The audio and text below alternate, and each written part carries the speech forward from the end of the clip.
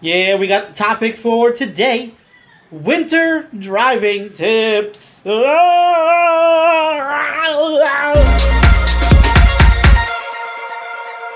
Oh, what's going on, YouTube? We are back. We're here in the kitchen doing a video. We're going to be talking about winter driving tips, but before we do that, I want to show you something. Yeah, you guys, check this out real quick. Before we get into this whole winter driving thing, I want to show you guys. Here's the link right here. Focus. Focus. Focus. There's the link right there. Okay? All you got to do is check this link out. It's going to be in the description box, obviously. But right here, you click on that, products, and it's going to show you everything that I have listed so far as apparel and whatnot. The hoodies here, the shirts, the coffee mugs, the cozies, all that stuff, pens, t-shirts, hats. I'm in the process of making more items available for you guys. So if you see something on this website that you want me to design, I'll design it up so you guys can purchase it. All you got to do is, make an account, username, password. You click what you like. You pick your size. So, for instance, we'll click on this one right here just to show you here. The sizes go up to 3X is the biggest size, I believe. 3X. So you pick your size, and I think you could change the colors and stuff if you wanted to. I'm not really sure. But anyway, you add it to your cart, you purchase it, and it comes right to your door. So, once again, the links for this will be in the description box below. Check it out. I hope you guys like it. Anyway, enough of that. Let's talk about winter driving tips. Alright. Must-haves in your truck with you, okay? Here are some of the things you're going to have with you in order to be successful in the snow. Alright? They sell this at the truck stop. It's one of those brushes for the window, and it's got that ice scraper on the other side of it. Make sure you get one of those. That way when you wake up in the morning, you can get all the snow off your windshield and your windows and whatnot, okay? Don't be one of those guys trying to do it with your windshield wipers and break or blow the fuse in the wipers. Don't be that guy.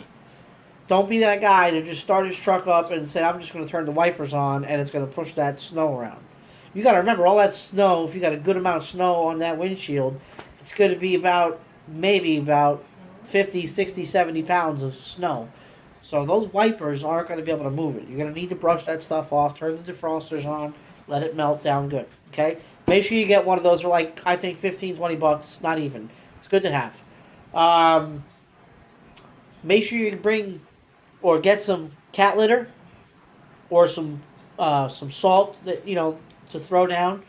It's also, because a lot of truck stops, they plow, but they don't plow in between the spaces and whatnot. And when you're going to your truck, you don't want to be like me and fall down and bust your ass like I did last year. So get some salt to throw down, so that way when you're getting in and out of the truck, you don't break your neck. And make sure you get some cat litter, and the cat litter is used for traction. So if you're sitting there in a truck stop just spinning, throw some cat litter down. It'll help you get some traction.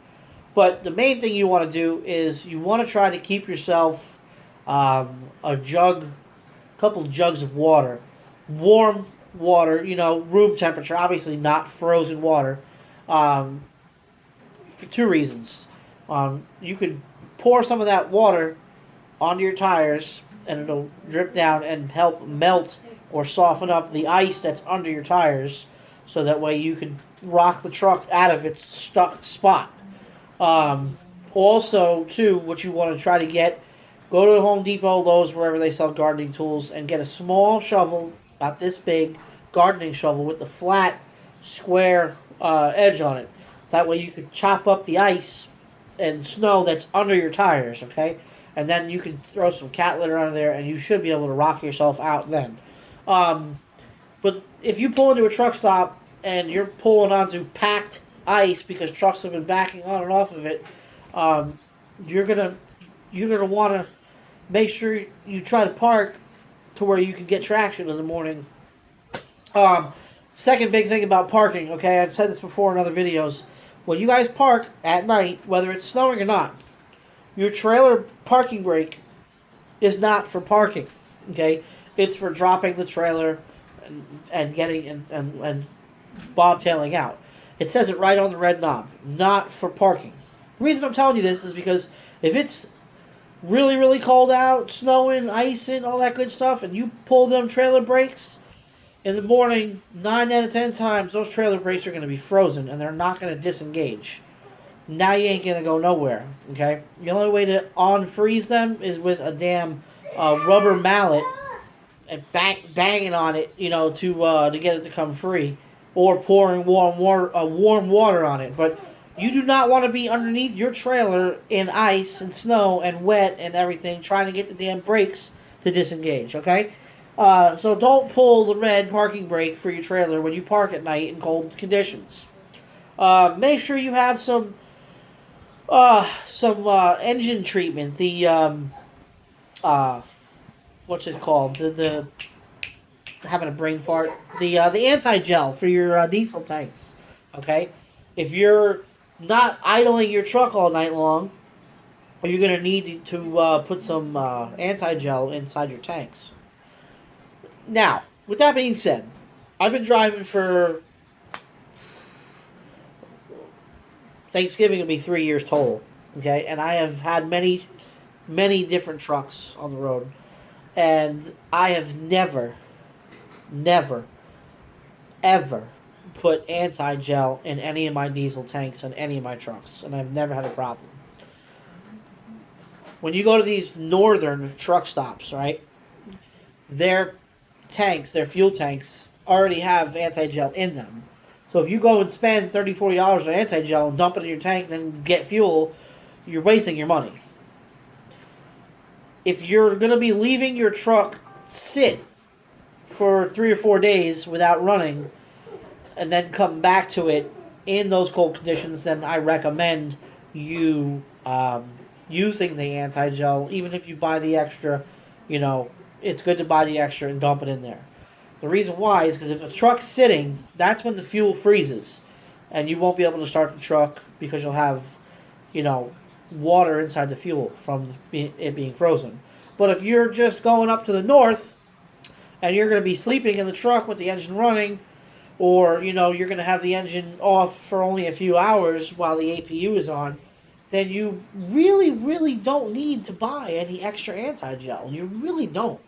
Like I said, I've never had a problem. But if you're going to be that guy that's going on home time and you live in a cold area, yeah, I would probably recommend putting some anti-gel in those tanks, because the truck's sitting, not moving, the fuel is nice and still, it's probably going to freeze. See, when the engine's running, a little bit of vibration keeps that fuel moving around. It's not going to freeze up on you. Let's see, what else? Okay, make sure you bring 2 pairs of shoes with you on the road out there, even not in the winter time. Lots of warm clothes, lots of blankets, because if the truck breaks down and you're in a truck stop or on the side of the road, you want to stay warm. You do not want to freeze to death. I've heard stories of it happening, okay? Stay warm out there. Bring yourself lots of water, some soups and stuff. Just be prepared, guys. Think outside the box. Hey, I'm going to be driving up north, or hey, it's going to be snowing. Speaking of snow, right now, let me look this up real quick. Colorado, I want to say on I-80 or I-70, is getting hit hard with snow here in October. It's crazy. But I just read the other day on the news that Colorado has this new, I don't know if it's new, but it's this thing called Code 15, okay? Basically what it says is, let me read this here. Oh, that's not the damn thing. Google brought me to the wrong shit. Anyway, this thing called Code 15, all vehicles, here we go. All vehicles, when Code 15 is in effect in Colorado, okay, all vehicles must have the following in order to proceed. Snow tires with a minimum of 1/8 of tread, or all-weather tires with mud and snow marked on the tire. 4-wheel drive with a 1/8 of tread, or traction devices chains, auto sock, etc. For the drive tires. Okay. The reason that they're doing this Code 15 thing in Colorado is because they want to try to eliminate the amount of pileups they have on the interstate in the mountains. Because once trucks come to a stop on the mountains, they can't get moving again. And they just sit there, and it's a big problem. So if you're going to be out there in your car, and you're going to be causing an accident, and you get the road shut down, they're going to be fining you big time. And the trucks, guys, make sure you bring your chains with you. Make sure you bring your chains with you. But with all that being said, if it's snowing that bad, and the roads are that bad, and you don't feel safe, don't drive. I don't care if the dispatcher says, well, the load's hot, got to get it there, you're going to be in trouble, we're going to fire you. They're going to throw all different types of shit at you, okay? But don't let anybody intimidate you, because you could replace the truck, the trailer, and the load that's inside of it. They cannot replace you. So, if it's that bad and you don't feel comfortable, get off the road, wait for it to calm down. That way you don't have any issues. Alright? Oh, man, here. Let's see here. Don't crowd the plow. Give them space to work. Don't tailgate. Avoid driving alongside the plow. We're talking about the snow plow, obviously. Never pass a snow plow on the right side. Never, on the right. Because you just get ice and snow thrown at you. Okay. Let's see here. These are just tips for Colorado. The mountains out there, guys.